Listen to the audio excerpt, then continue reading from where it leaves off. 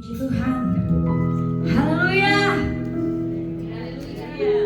Suatu sukacita yang besar pagi hari yang indah ini, kita sama-sama mau memuji memuliakan nama Tuhan. Karena begitu baiknya Tuhan di dalam kehidupan kita. Kasihnya tiada pernah berkesudahan di dalam kehidupan kita. Tak bisa kita menghitung setiap kebaikan Tuhan yang sudah Tuhan lakukan, yang sudah Tuhan berikan kepada kita. Saat ini kesempatan pagi hari yang indah ini, kita mau menyenangkan hati Tuhan yang sungguh baik. Kami hanya mau menyenangkan hati Tuhan. Kami mau duduk di atas salib Yesus, memuji memuliakan Engkau, Raja di atas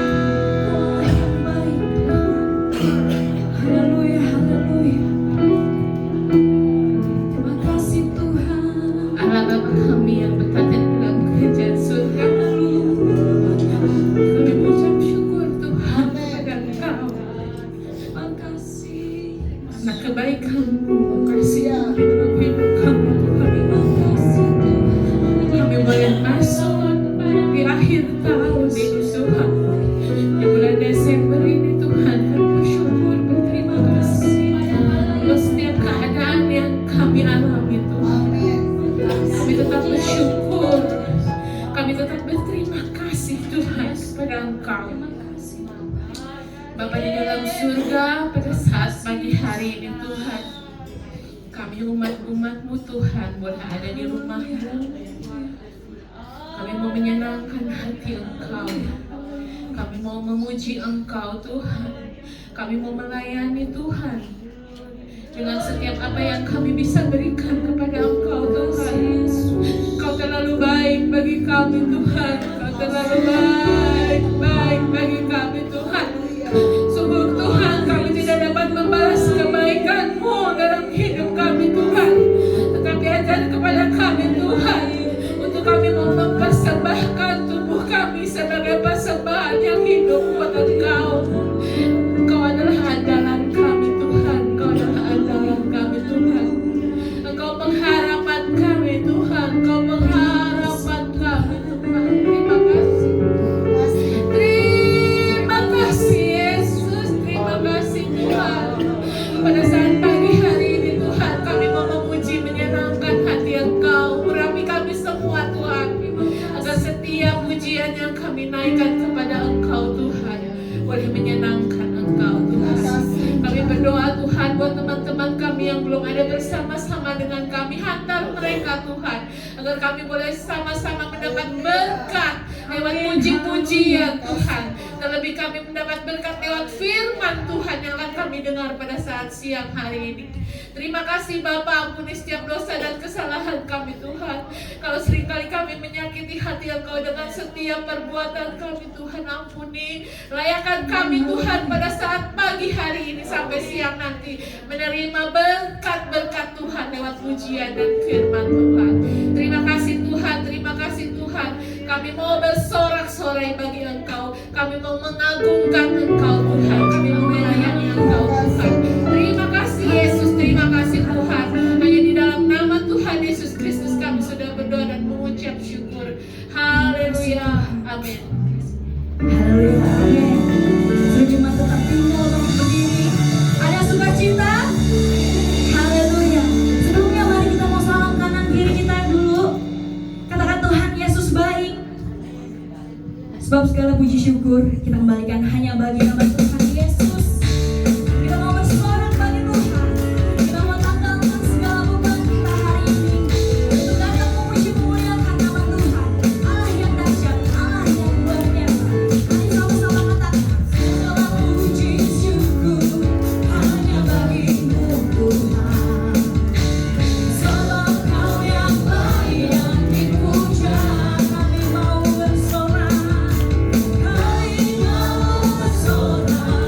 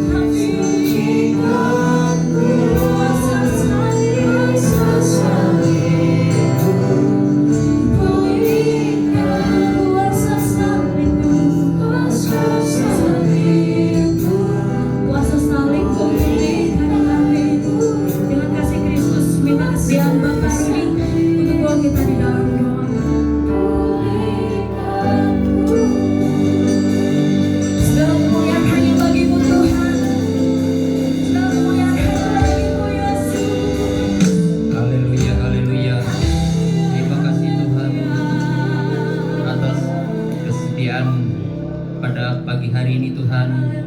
Engkau boleh hadir di tempat kami Tuhan. Terima kasih Tuhan bila Engkau pimpin kami Tuhan pada hari ini Tuhan, untuk boleh memuji, memuliakan nama-Mu Tuhan. Kami bersyukur, kami berterima kasih mempunyai kesempatan ini Tuhan. Terima kasih Tuhan.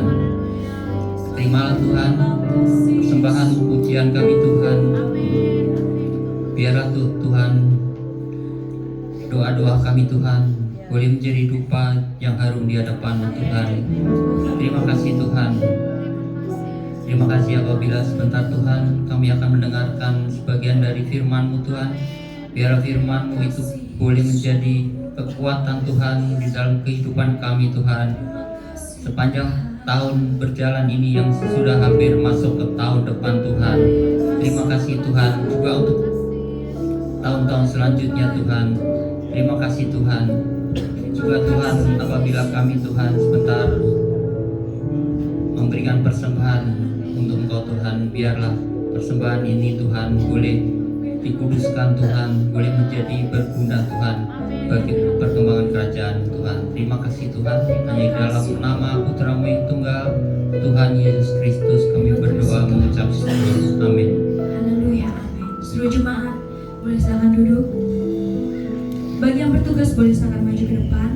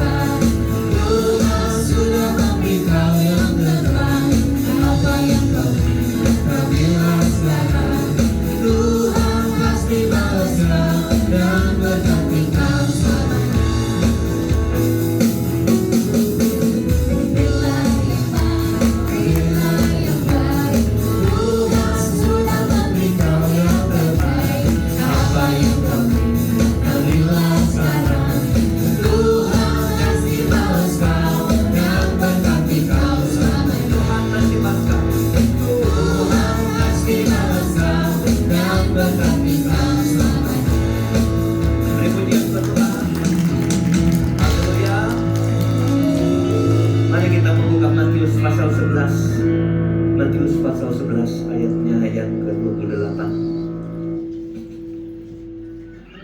Para pelayan Tuhan boleh ambil tempat di bawah.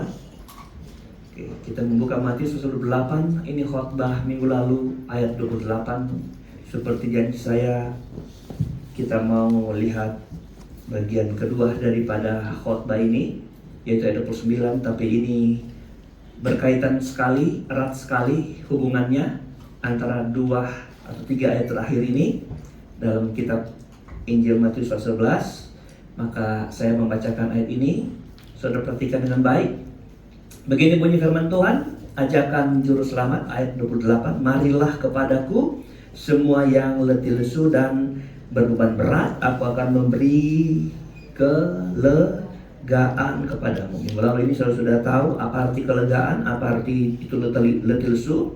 Apa makna atau arti beban berat? Ayat 29 mari kita baca sama-sama. 1, 2, 3. Pikulah kuk yang kupasang dan belajarlah padaku, karena aku lemah lembut dan rendah hati, dan jiwamu akan mendapat ketenangan. Ayat 30 terakhir, 23. Sebab kuk yang kupasang itu enak dan bebanku pun ringan. Bapak Ibu Saudara, minggu lalu saya pertama nyebut bahwa ada dua kata apa?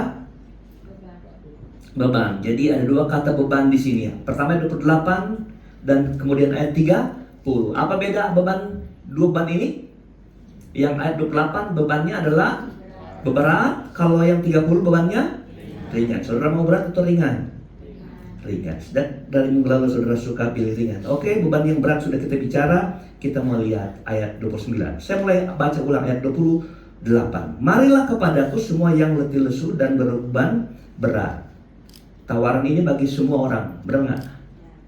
Hanya orang apa yang nggak diundang sini? Hanya orang yang tidak berbeban berat. Ada nggak orang yang nggak diundang?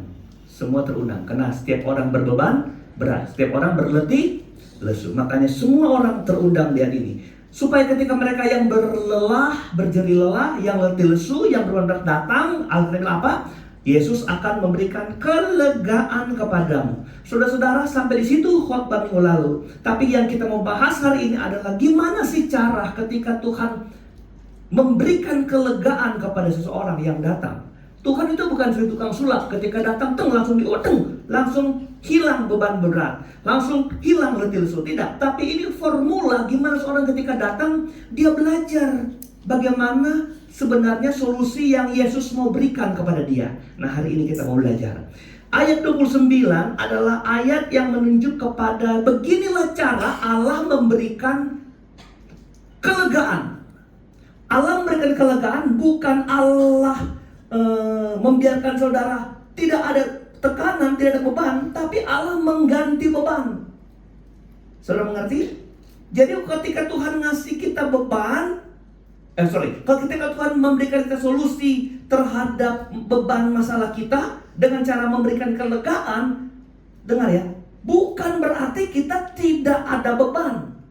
Saya ada kasih contoh mungkin minggu lalu kalau saudara tangkap, saya bilang begini. Ketika kita masih terikat menjadi hamba dosa, lalu kita bilang Allah dalam Yesus memerdekakan kita, benar nggak? Supaya kita apa? Benar-benar merdeka dan menjadi hamba kebenaran. Ternyata ketika Tuhan merdekakan kita dari hamba dosa, bukan sekonyong-konyong kita lepas jadi hamba, tidak. Kita dimerdekakan kemudian tetap hamba. Tapi hamba yang berbeda. Haleluya. Nah, waktu Tuhan lepaskan kita dari beban, bukan karena kita tidak ada beban. Makanya banyak orang Kristen pikir gini, aduh Tuhan, saya udah lama jadi Kristen, minta lepas beban, tapi ternyata ada beban. Memang begitulah gaya Tuhan. Hanya persoalannya Anda nggak ngerti beban yang kedua ini dan dari Tuhan, bukan beban yang membuat engkau letih lesu dan berbeban berat. Karena letih lesu juga artinya beban. Yang saya sudah bilang. Haleluya. Nah, kita belajar bagaimana Allah melepaskan beban berat ini menjadi satu beban yang ringan. Kalau beban ringan ini Anda anggap masih berat, berarti Anda belum paham maksud Tuhan atas hidup saudara. Oke, mari kita mulai. Saudara, cara Allah memberikan kelegaan adalah Dia bilang ayat 29 apa? Ayat 29, pikulah kuk yang kupasang dan belajarlah kepadaku. Dua hal yang Tuhan ajar kepada kita untuk mendapatkan kelegaan.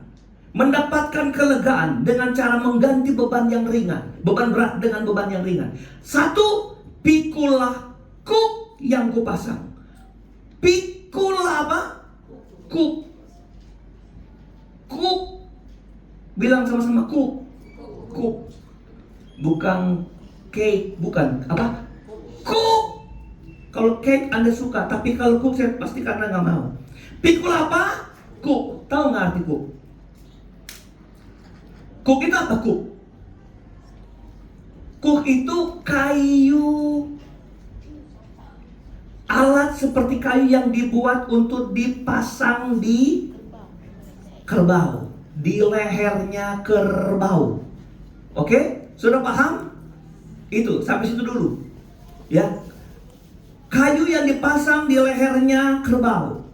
Saudara, waktu Tuhan manggil kita, lalu naruh kuk, kita seperti sapi ditaruhin apa? Kuk. Saudara sampai sini paham? Tujuannya apa, saudara? Waktu Tuhan bilang aku taruh kuk atau pikulah kuku yang kupasang, pikulah yang pasang, maksud Tuhan apa? Supaya apa? Cuma saudara gambaran begini. Ada sapi punya saudara, lalu saudara kasih kuk. Lalu untuk apa itu kuk dipasang? Untuk apa? Hah? Untuk kerja. Oke, untuk kerja. Memang kalau untuk kerja, tapi kuk itu dipasang supaya waktu kerja, waktu jalan, dia itu dikendalikan. Benar nggak? Kenapa Tuhan ngasih kuk? Supaya kuk ini memudahkan Tuhan mengendalikan. Waktu Tuhan bilang pikulah kuk, sebenarnya Tuhan bilang mau nggak kamu dikendalikan, gitu. Haleluya. Paham saudara? Jadi waktu Tuhan suruh kita pertama pikul kuk, maksudnya Tuhan taruh ini kuk supaya hidup kita dikendalikan. Kenapa kita kebanyakan letih lesu? Kenapa kita berbeban berat? Karena selama ini kita mengendalikan diri kita sendiri. Bukan cara Tuhan yang kendalikan kita.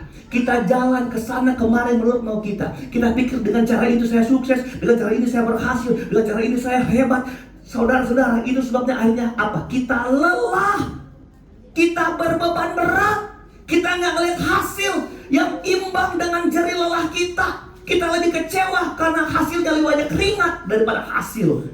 Kenapa? Karena kita berjalan tanpa kendali Tuhan. Waktu Tuhan ngasih kuk, Tuhan mau bilang gini, mau nggak hidupmu dikendalikan Tuhan? Saudara, haleluya. Yang kedua apa? Waktu Tuhan bilang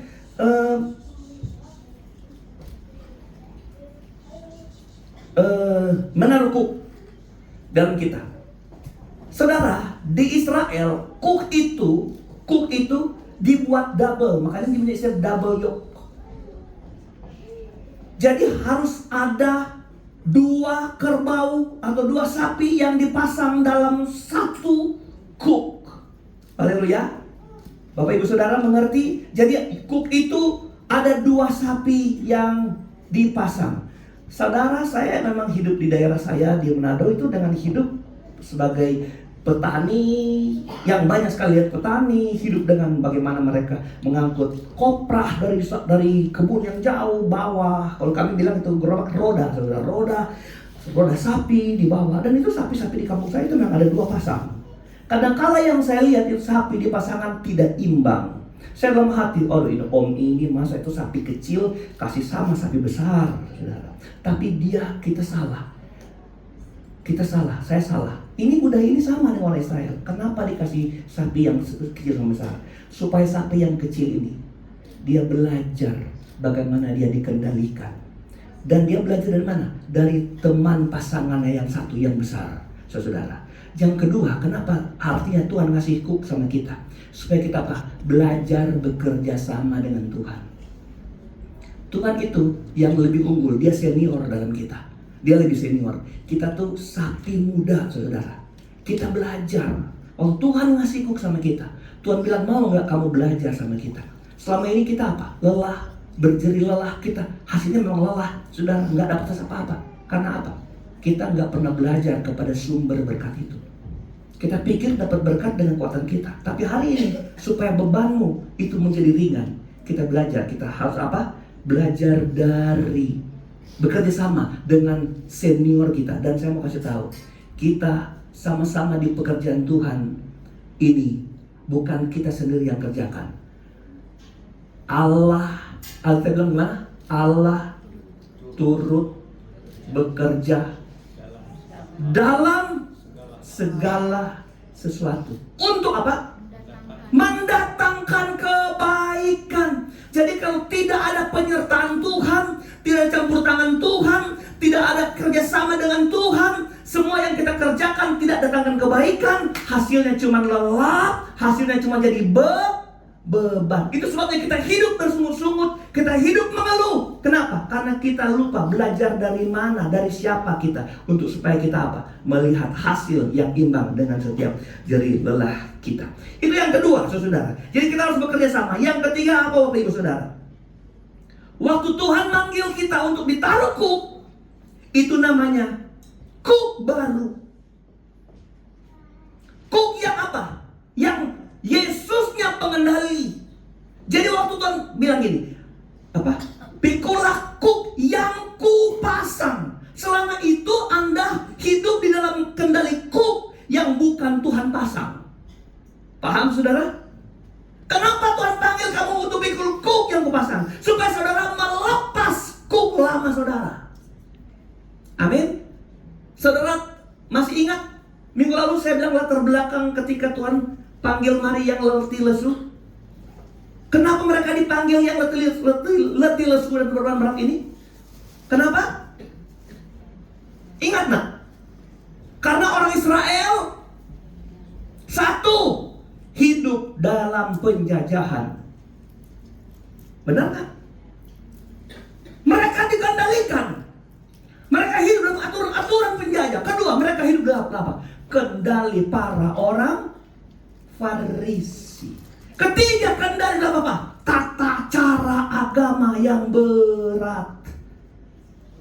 Mereka menjalankan liturgi dengan begitu berat. Itu sebabnya Bapak Ibu Saudara, Tuhan bilang ada jalan keluar, ada kuk baru yang menurut cara Tuhan Yesus itu itu ringan dan tidak menjadi beban yang berat. Nah, kenapa Bapak Ibu Saudara? Yang ketiga, selama itu orang Israel hidup dalam kuk lama, perhambaan, cara-cara lama, budaya-budaya lama, cara penyembahan yang lama. Saudara, Tuhan mau pindahkan dalam cara yang baru. Bapak Ibu, itulah maksud ketika Tuhan naruh kuk sama kita. Saudara, tinggalkan kukmu yang lama. Kuk lama ini bisa bicara tentang kebiasaan-kebiasaan buruk kita.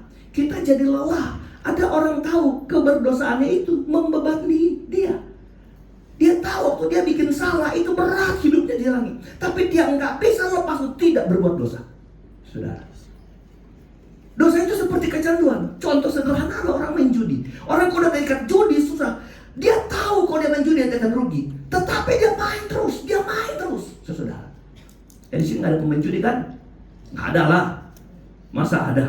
Paling ada tapi paling nggak ada. Ada yang nggak mau ngaku, saudara. Kan judi online di mana-mana, saudara. Saya kasih tahu judi online mana-mana. Dan udah pikir biasa.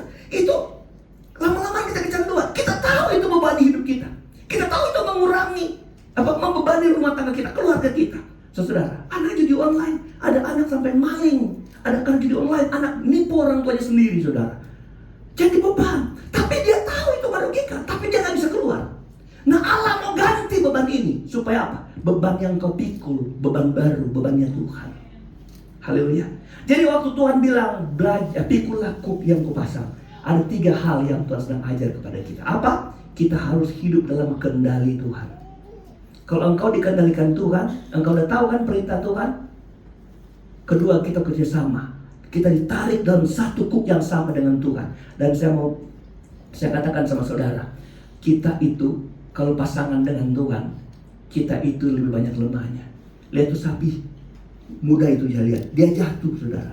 Tapi sapi yang kuat itu yang di sebelahnya, dia tunggu sampai sapi yang baru itu bangun lagi, jalan lagi, jatuh lagi, dia tunggu, bangun lagi, sampai sapi muda ini kuat, bisa jalan bersama-sama. Begitu Allah melatih kita. Makanya kita harus, ketika Tuhan ajar kita pikul kuk, kita harus tetap bekerja bersama dengan Tuhan. Karena Tuhan melatih kita supaya kita jadi kuat. Dan yang terakhir apa? Ada kuk lama yang kita sedang taruh di depan kita. Ada di gereja, tapi kuk lama kita nggak buang. Ada di gereja, kuk lama kita pikul terus. Minggu lalu saya bilang, ada seorang bapak yang pulang kebun, bawa tentengan pisang, buah-buahan dan sebagainya di keranjangnya yang di belakang dia pikul. Ada orang kasihan, dia tolong, masih ingat? Masih ingat? Waktu ditolong, dimuat di mobil, terbuka itu saudara. Lalu bapak itu naik, suruh dekat rumah yang supir, Pak, kenapa itu pikulan gak diturunin? Dia bilang apa? Kasihan nanti membebani mobil. Padahal dia sendiri udah di atas mobil. begitu kita, Tuhan tolong, tapi kita pikul terus beban kita. Nah, hari ini kita mau belajar ganti beban hidup kita. Banyak orang di gereja ditolong Tuhan, tapi pulang tetap pikul beban. Makanya saya ingat Yusuf Rodi bilang begini, banyak orang gereja bebannya hilang dalam gereja. Ditanya, ada nggak ada beban? Ada beban nggak ada beban? Itu beban dia nggak bawa, dia tinggalin di depan pintu. Nanti diambil lagi pas pulang gereja. Dipikul lagi, dibawa lagi, saudara. Di sini nyanyi, angkat tangan, haleluya. Sampai kepenuhan dia, saudara. Tapi ini persoalan orang Kristen. Orang Kristen itu salahnya di sini aja. Salah menanggapi gimana kita menyerahkan segala kekhawatiran kepada Tuhan. Amin, saudara. Nah, kita belajar pertama tentang pikul, tiga hal tentang gimana Allah ngajarin kita mikul beban. Hidup kita dikendalikan Tuhan. Dan Anda tahu, firman Tuhan itulah pengendali hidup kita. Haleluya, firman Tuhan itu apa? Pengendali hidup kita. Kalau Tuhan bilang jangan kiri, kita ke kiri, kanan kita ke kanan. Dan kita kerja apa yang mengerjakan, firman Tuhan yang bimbing kita, dia pendamping kita, saudara. Amin, saudara. Dan kalau Anda punya kukuk lama, cuma firman Tuhan yang bisa mengubah hidup kita. Jadi waktu kita disuruh pikul kuk, kita harus ingat Tuhan sedang mengajar kita untuk lebih dekat dengan Tuhan dalam hal kerjasama dan dalam hal apa? Membuat kita punya keinginan diatur dan dikendalikan. Kendali hidup kita dikendalikan oleh Tuhan. Itu yang pertama tentang pikul laku. Yang kedua adalah belajar. Kalau saudara yang pertama pikul kuk Anda mengerti, saya percaya beban letih saudara dan beban saudara itu pasti hilang. Amin, saudara. Oke. Yang kedua apa? Belajarlah kepadaku. Kalau saudara saya suruh belajar sama saya, berarti saya apa? Iya. Kalau saudara saya suruh belajar sama saya, berarti saya apa? Guru adalah pahlawan tanpa jasa. Bukan pahlawan tanpa gaji kan? Pahlawan tanpa jasa. Menurut saudara guru apa definisinya? Yang berdiri di kelas. Hai anak-anak, 2 tambah 2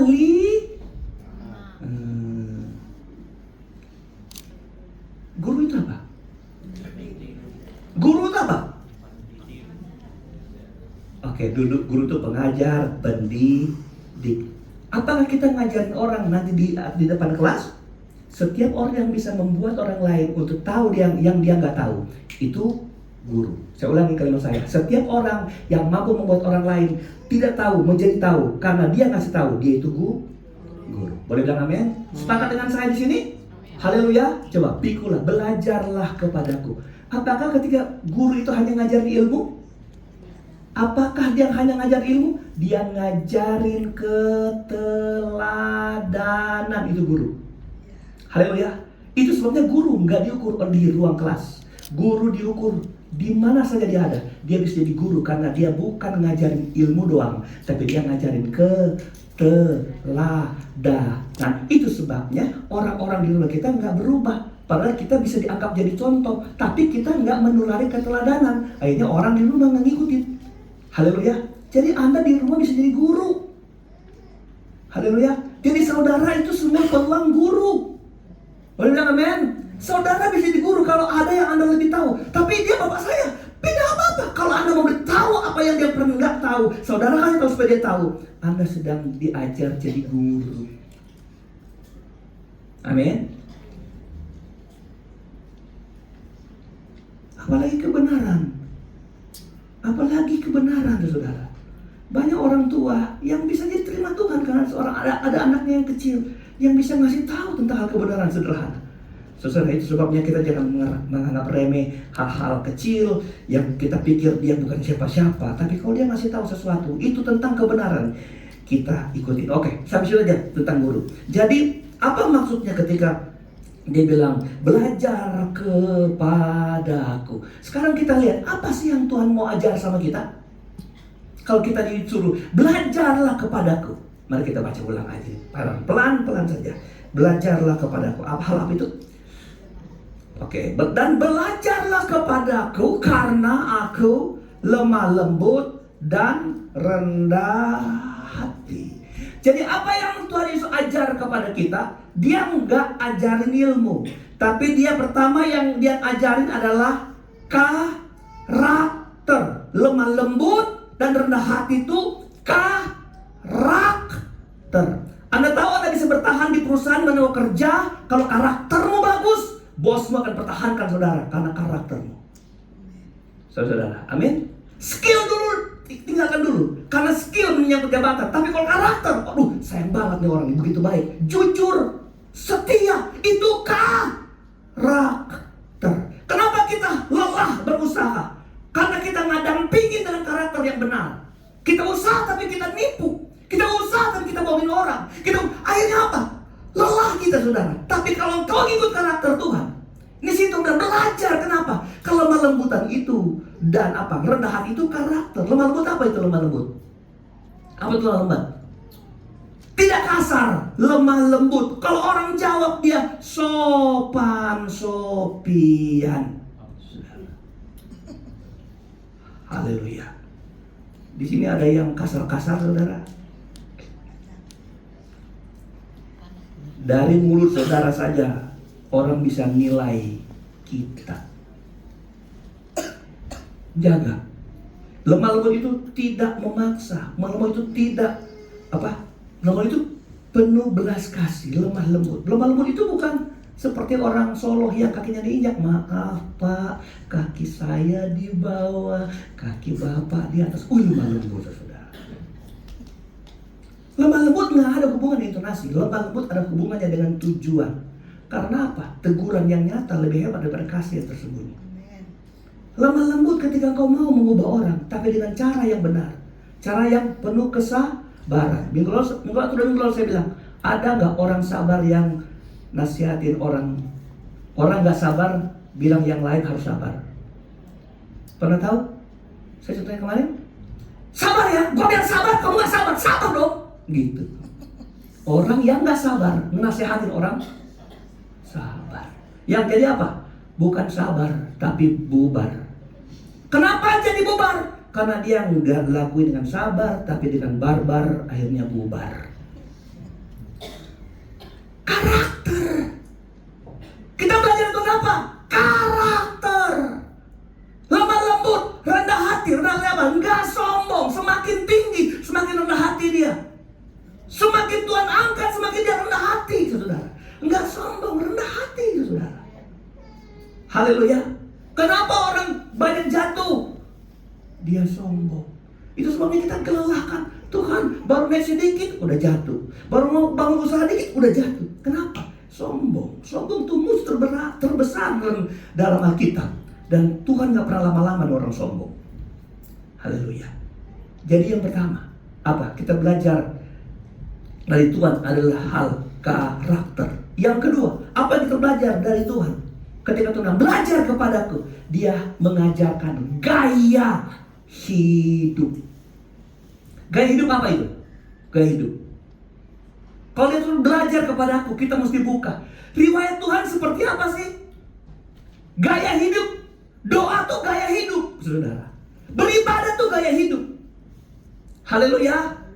Amin saudara. Jadi Anda tahu Bapak Ibu saudara, kalau Tuhan bilang kita dia panggil untuk belajar, dia ngajarin apa yang dia punya, gaya hidup. Dia mentransferkan bukan ilmu doang yang dia sendiri nggak lakuin, tapi dia mentransfer apa? Kehidupannya, supaya kehidupannya menjadi kehidupan orang yang ikut dia. Banyak hal. Tuhan mengampuni. Gayanya, saudara. Anda harus belajar dari dia. Kalau ini kau terapkan, semua jerih lelah saudara akan diubah. Tapi kan mengampuni berat, saudara. Itu jadi beban.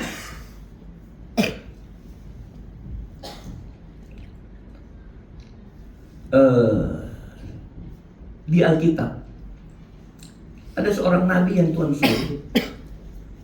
Hampirlah perempuan sundal itu, dekatinlah dia. Waduh, ini Tuhan, perempuan sundal disuruh dekatin, tapi dia nabi. Nikahlah nabi itu sama si perempuan sundal itu. Mereka punya anak, mereka punya keluarga, mereka punya rumah. Lalu kemudian perempuan ini kembali ke tabiat lama, saudara. Bersundal lagi, cari laki-laki lain lagi dia, saudara. Biar kita nanti mungkin PR, saudara. Coba saudara cari itu dia kita, saudara. Bersundal lagi, saudara. Dia tinggalin suaminya. Tuhan bilang sama ini nabi ini, saudara. Apa Tuhan bilang? Talak 2. Apa Tuhan bilang sama dia? Cari dia, panggil dia, dekatin dia, bilang aku mengasihimu. Sesuatu yang gak mungkin.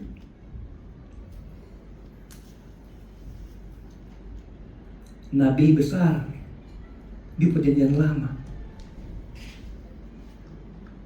Siapa yang berani? Siapa yang boleh ikut cara ini, saudara? Berat banget Tuhan. Nah, inilah beban-beban yang kemudian kita harus mampu lakukan. Supaya apa? Waktu Tuhan lihat kita kerendahan hati, melakukan perhitungan ini, itu akan menjadi sebuah kekuatan dalam kita menjalani kehidupan. Memang konteks ini adalah Tuhan mau kasih pembelajaran buat Israel. Karena Israel itu model kayak perempuan sundal. Hari ini, oh Tuhan ampuni, Tuhan ampuni, Tuhan ampuni. Bikin dosa lagi dia. Tuhan engkau baik, Tuhan luar biasa. Tapi itu Nabi itu bilang, dialah seperti aku. Biar kamu sudah bersundal, kamu sudah jadi laki-laki lain, aku tetap mencarimu, mengejarmu. Kemudian Nabi Hosea. Perhatikan ini saudara. Kadang kita berat lakuin ini, tapi di sini sebenarnya letak. Tuhan kan nggak perlu sedahsyat ini, tapi ada banyak hal yang kita harus taklukkan di depan kita untuk apa? Kita belajar dari dia. Gaya hidupnya kita pelajari. Kalau dia suka mengampuni, dia mengasihi, dan lain-lain, saudara. Yang terakhir dari apa? Dari belajar kepadaku. Apa yang terakhir waktu engkau disuruh belajar kepada Tuhan? Saya kembali kepada kuk yang dipasang. Kuk yang dipasang. Kuk yang dipasang apa? Berarti satu kuk, 2 sapi. Karena double yoke, saudara. Satu kuk itu 2 sapi ini. Dengar baik Bapak Ibu Saudara. Waktu kita disuruh belajar, kita disandingkan dengan Tuhan di samping, Bapak Ibu Saudara. Apa yang kita belajar dari Tuhan, dia mengajar ritme kehidupan. Boleh nggak 2 sapi dalam satu kuk? Yang satu lari, yang satu jalan. Boleh tidak? Tidak bisa. Boleh nggak yang satu jalan, yang satu duduk? Tidak bisa. Satu jalan, satunya harus jalan. Haleluya. Kalau satunya berhenti, dua-duanya harus berhenti. Saudara. Nah, Tuhan kasih posisinya apa? Kamu belajar kepadaku. Haleluya. Jadi kita belajar. Siapa yang ikut ritme siapa di sini? Kita belajar ritme Tuhan. Tuhan tuh punya ritme kehidupan yang dia ngajar sama kita. Ketika Tuhan bilang diam, diam, saudara. Ketika Tuhan bilang jalan, jalan. Itu ritme. Ketika Tuhan bilang mau jalan slow, slow. Jalan cepat, jalan. Siap mendaki gunung, siap ikut ritme Tuhan. Lari, ayo lari. Coba saudara, kita lihat hidup kita. Kita ngikutin ritme apa? Ritme Tuhan atau ritme dunia ini, saudara?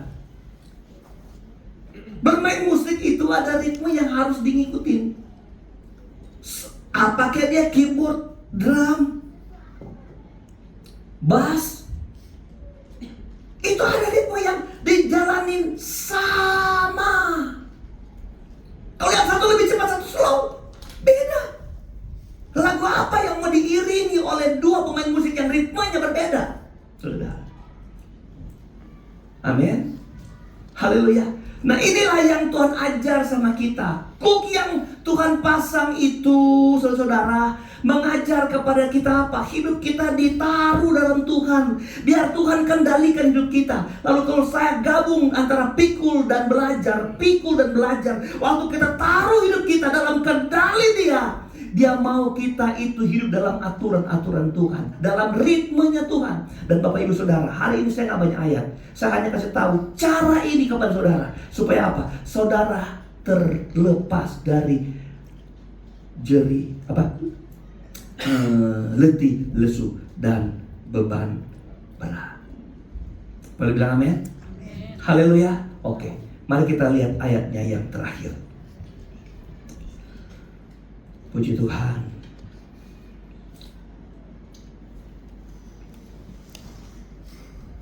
Sebab kuk yang kupasang itu enak dan bebanku pun ringan. Kuk yang kupasang, jadi bukan kuk lama, kuk yang Tuhan taruh di kita. Kalau kita lihat arti dari 3 hal ini, oke, 6 dari 3 perkara pertama, masalah pikul dan masalah belajar, itu bukan hal yang gampang kita lakukan. Itu sebabnya itu tetap jadi beban. Tapi itu namanya beban yang dia pasang itu ringan. Kata enak itu sama dengan kata kemarin, anapausin. Saudara, yang dia punya arti Bapak Ibu Saudara sama dengan kemana Pak? Artinya yang kupasang apa? Kelegaan. Apa kelegaan kemarin? Iya, anapausin. Itu artinya apa? Kemarin Indonesianya apa? Istirahat. Ini sama. Tuhan kasih kita apa? Enak itu artinya ada kelegaan. Saudara pernah capek lalu istirahat? Saudara tarik nafas panjang. Saudara, itu. Boleh bilang amin? Boleh bilang haleluya. Jadi saudara dengar baik. Kuk yang kupasang itu memberi kita istirahat.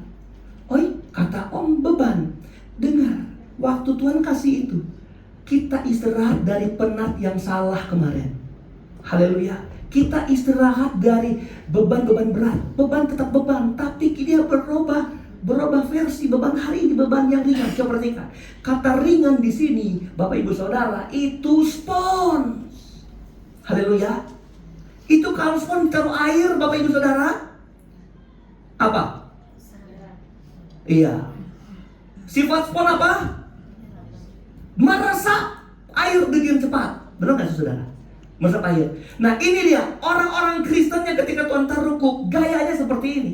Karena itu kemudian dia ringan. Segala sesuatu dia cepat menyerap. Orang itu kalau dengar firman dia cepat menyerap. Itu orang-orang yang apa? Yang menerima firman jadi kekuatan. Firmanlah tempat dia belajar. Firmanlah tempat dia mendampingkan hidupnya. Firmanlah tempat dia belajar gaya-gaya apa sebenarnya. Firman yang ngasih tahu. Kenapa? Karena Yesus itulah firman. Orang Kristen yang ketika diubah menjadi orang Kristen yang memikul kuk Tuhan, itu gayanya terakhir adalah dia suka menyerap firman itu. Karena itu firman itulah yang menjadi kekuatan dalam hidupnya. Firman itulah yang dia jadikan patokan untuk belajar cara hidupnya. Firman itulah yang jadi patokan dia untuk apa? Untuk bagaimana dia bisa menjadi sama dengan firman itu sendiri. Kita tidak akan pernah jadi sama sampai mati, tapi niat sama kita akan diberitukan Tuhan ketika kita masuk dalam kerajaan surga. Tidak ada orang yang akan bisa sama dengan Tuhan, nggak ada.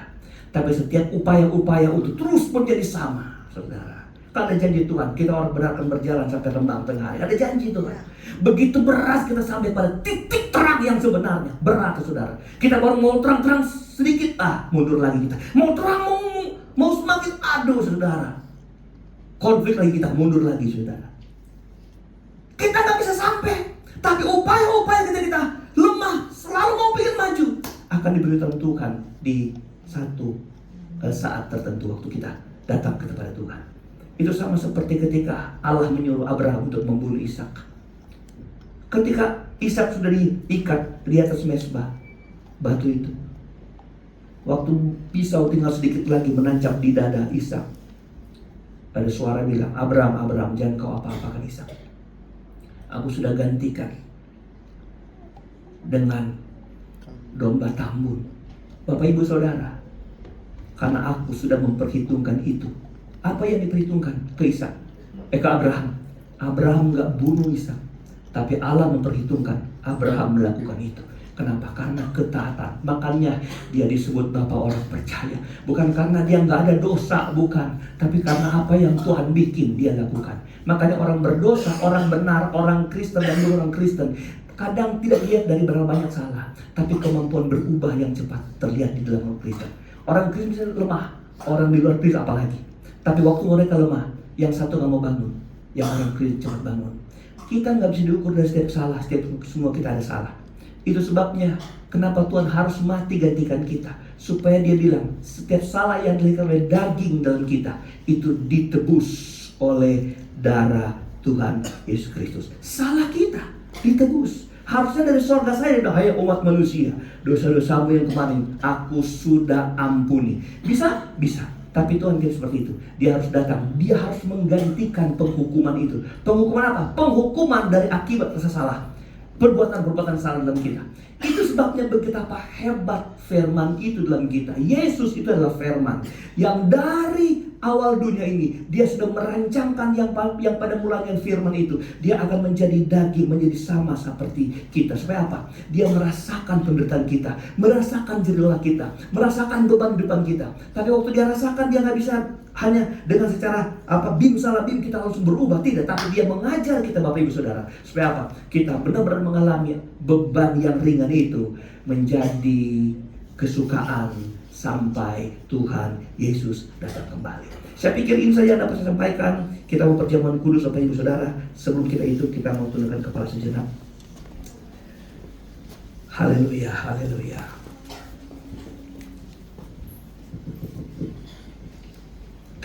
Tundukkan kepala Bapak Ibu Saudara. Apakah kita sudah benar-benar menyerahkan hidup dan berjalan bersamanya hari ini? Sampai hari ini? Apakah saudara rasa saudara adalah orang Kristen yang sudah benar-benar menyerahkan hidup? Sudah terikat dengan kuknya Tuhan?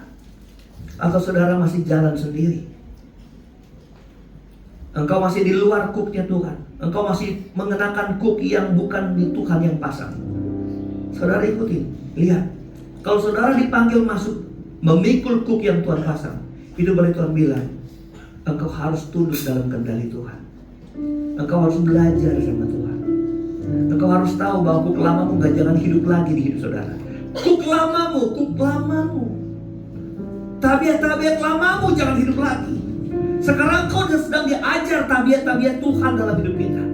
Gaya-gayamu yang lama, gaya hidup yang lama, tinggalkan. Itu kuk lama. Tuhan mau ajar satu kuk yang baru kepada kita. Gaya hidup kita, karakter kita yang lama. Tuhan mau kita dibentuk dalam kuk bersama dengan karakter Tuhan. Kuk Tuhan itu enak, ringan.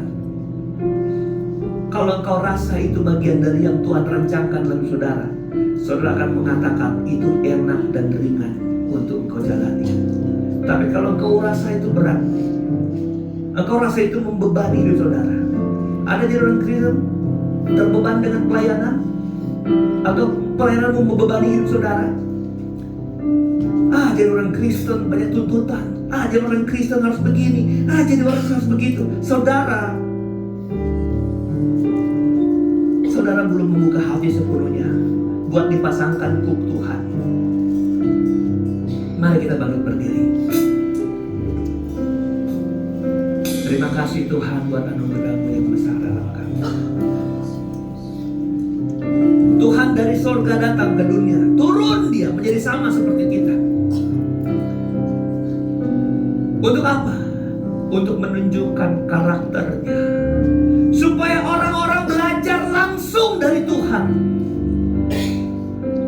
Dia gak hanya menurunkan catatan, menurunkan konsep, tapi dia menurunkan hidupnya sendiri, supaya orang belajar dari dia, dari hidupnya.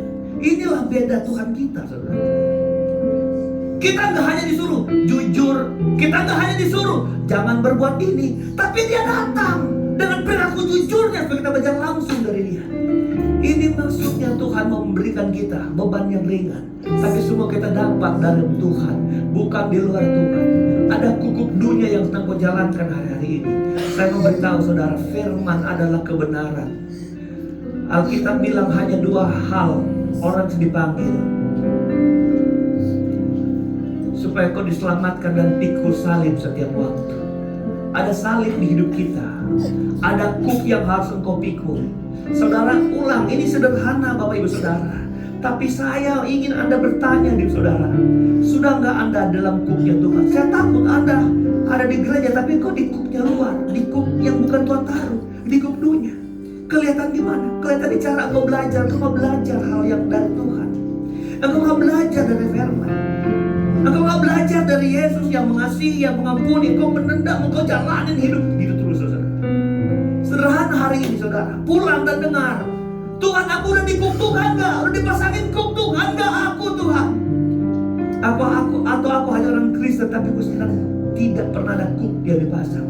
Aku jalan sendiri, semau gue sendiri. Aku jalan menurut akal pikiran saya sendiri. Tapi waktu kau dikuktukan, taklukkan pikiran saudara di dalam kebenaran. Terima kasih Tuhan. Ada sebab anugerah,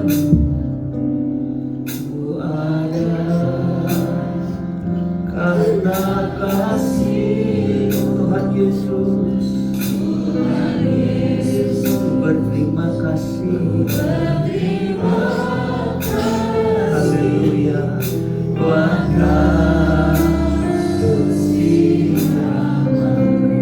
Aku ada. Mari para pelayan perjamuan Tuhan boleh kita ke depan.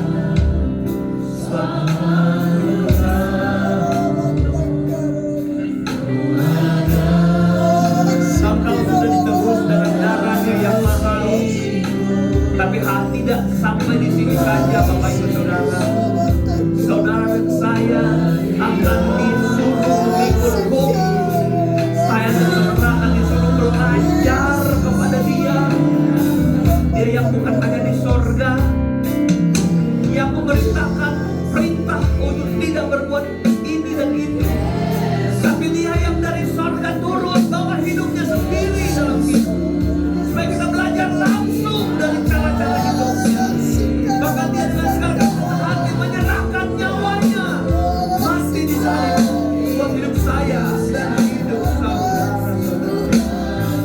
Terima kasih Tuhan. Kita bilang terima kasih buat Tuhan yang tebus hidup kita. Terima kasih Bapa kami di surga. Berkati kami melayani perjamuan Tuhan, biar kami ada kelayakan, kepantasan pada perjamuan ini. Urapi kami dengan cinta, kasih, dan Tuhan kasihan kasih dan ampuni menjadi kasihan darah Yesus dan tubuh Kristus. Dan kami percaya kuasa perjamuan Tuhan anak-anak yang sakit disembuhkan, yang lemah dikuatkan, bagi pertolongan-pertolongan yang lahir dari perjamuan kali ini akan kami alami. Engkau yang sudah dari surga turun menampakkan karakter yang akan belajar hal ini perintahmu kami. Benar saja setiap kali kami ingat tentang pengorbanan. Inilah haluan kami. Kami sudah berdoa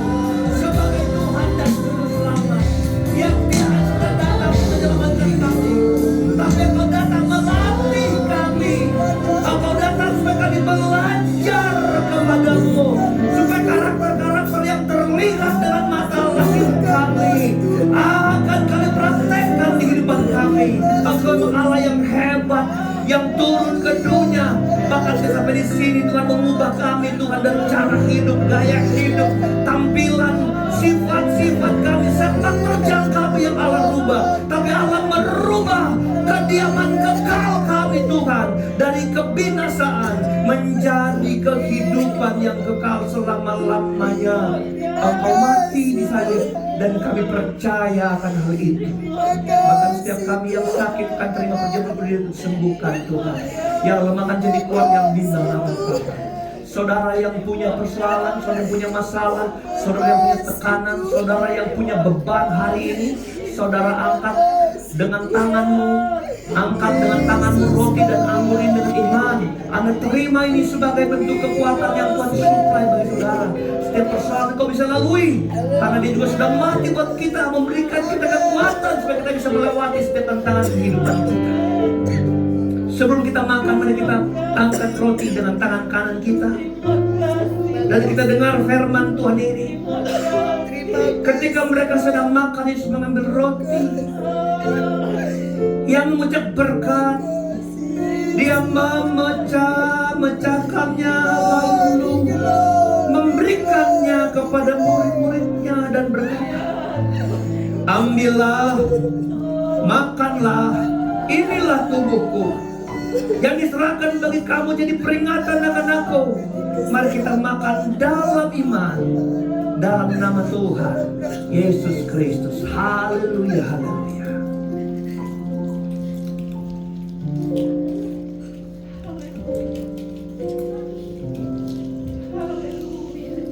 Yesus baik. Terima kasih Tuhan. Engkau sudah mengorbankan dirimu. Engkau mengganti daging kami yang harus terhukum oleh kesalahan kami Tuhan, melalui kematian-Mu di kayu salib. Bahkan oleh daging-Mu yang memikul penderitaan supaya kami lepas dari penderitaan Tuhan. Jemaat Tuhan, siapkan cawan-Mu. Terima kasih Angkat di hadapan Tuhan. Yesus baik. Sebelum minum kita dengar firman Tuhan ini. Terima kasih. Sesudah itu ia mengambil cawan, ia mengucap syukur, lalu memberikannya kepada mereka dan berkata, minumlah kamu semua dari cawan ini, sebab inilah darahku, darah perjanjian yang ditumpahkan bagi banyak orang untuk pengampunan dosa. Mari kita minum dengan iman di dalam nama Tuhan Yesus Kristus. Haleluya. Beri pujian buat Tuhan kita. Terima kasih Yesus. Kita bisa terima kasih buat Tuhan. Ada yang mau dibantu doa secara khusus, kita berdatang. Yang punya beban sekarang, dengan iman sudah melangkah. Kita kembali ke rumah.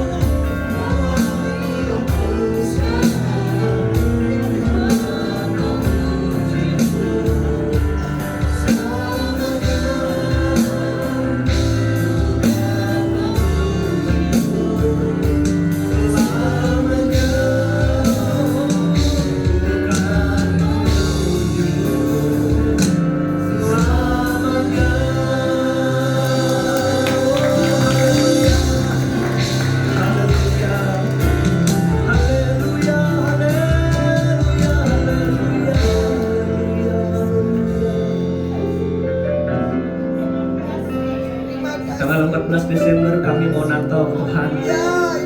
Kami serahkan Natal kami dalam tangan. Natal perdana di mana kami membuat Natal ini di luar.